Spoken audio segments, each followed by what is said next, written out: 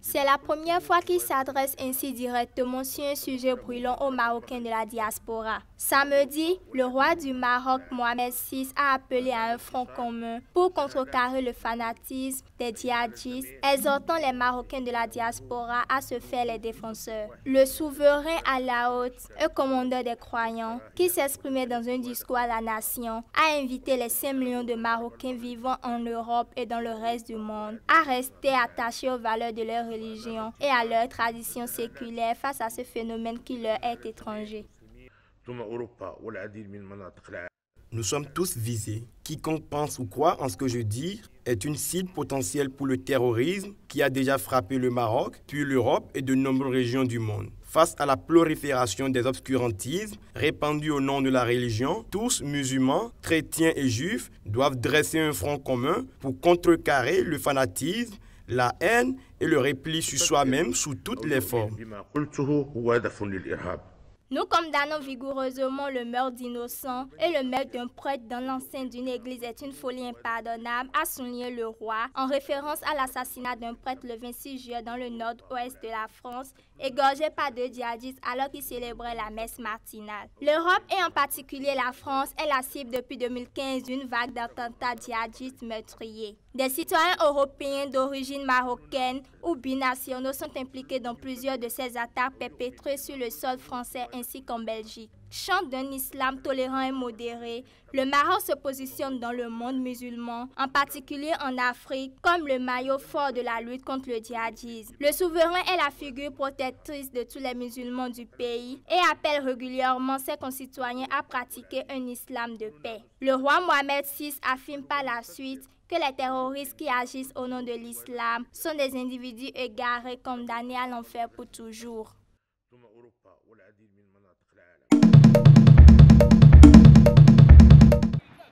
Soutenues depuis début août par des frappes américaines, les forces du gouvernement libyen d'Union nationale GNA ont chassé les djihadistes de leur QG et les ont acculés dans une petite zone proche de la mer. Dimanche, l'offensive lancée s'est poursuivie avec pour but de reprendre aux djihadistes de l'organisation de l'État islamique leur fief de la ville de Sirte.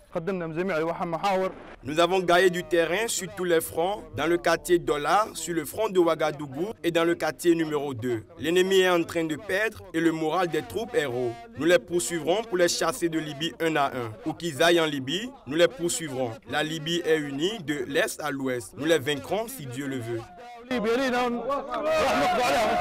La ville de Sirte avait déjà été frappée par plusieurs attentats organisés par le groupe terroriste qui avait coûté la vie à de nombreux habitants. Bien que la ville soit aujourd'hui vidée de sa population, les combattants des forces du gouvernement libyen entendent bien la débarrasser de ses assaillants. L'État islamique compte des militants dans d'autres zones de Libye, même si leur nombre reste difficile à évaluer. Il y a quelques mois, avant l'offensive de Sirte, des sources françaises et américaines faisaient état de 5 000 et 7 000 djihadistes de l'État islamique dans toute la Libye. Mi-août, le porte-parole adjoint du Pentagone, Gordon Trowbridge, a estimé qu'il restait quelques centaines de djihadistes à Sirte et à peine quelques milliers dans toute la Libye.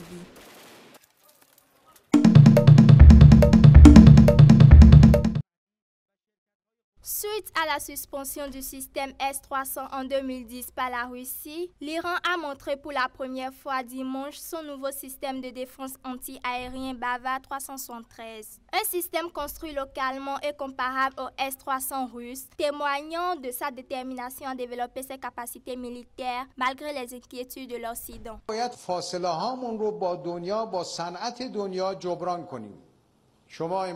Nous devons rattraper notre retard par rapport à l'industrie mondiale. Aujourd'hui, vous avez dévoilé le système de défense anti-aérien et cela signifie que notre industrie de défense a fait un grand pas en avant dans ce domaine.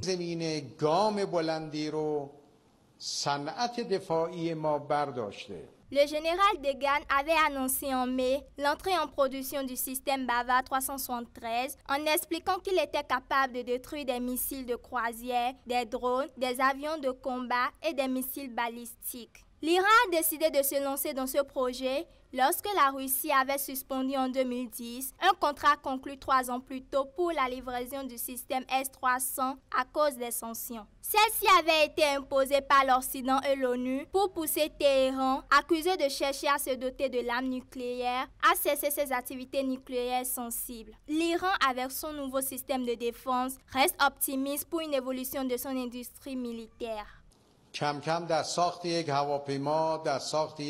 Peu à peu, nous évoluons et nous gagnons en expertise dans la fabrication d'aviation de combat. Ce premier moteur turboréacteur a une capacité de vol à une altitude de 50 000 pieds et peut être installé sur des avions d'un poids maximum de 10 tonnes. L'Iran, avec son système de défense Bavar 373, connaît non seulement une suprématie en armes militaires, mais également une hausse de son budget. L'Iran a pu augmenter ses exportations de pétrole et bénéficier de quelques investissements étrangers. Néanmoins, les États-Unis d'Amérique demeurent toujours sur leur garde face à toute opération avec ces derniers.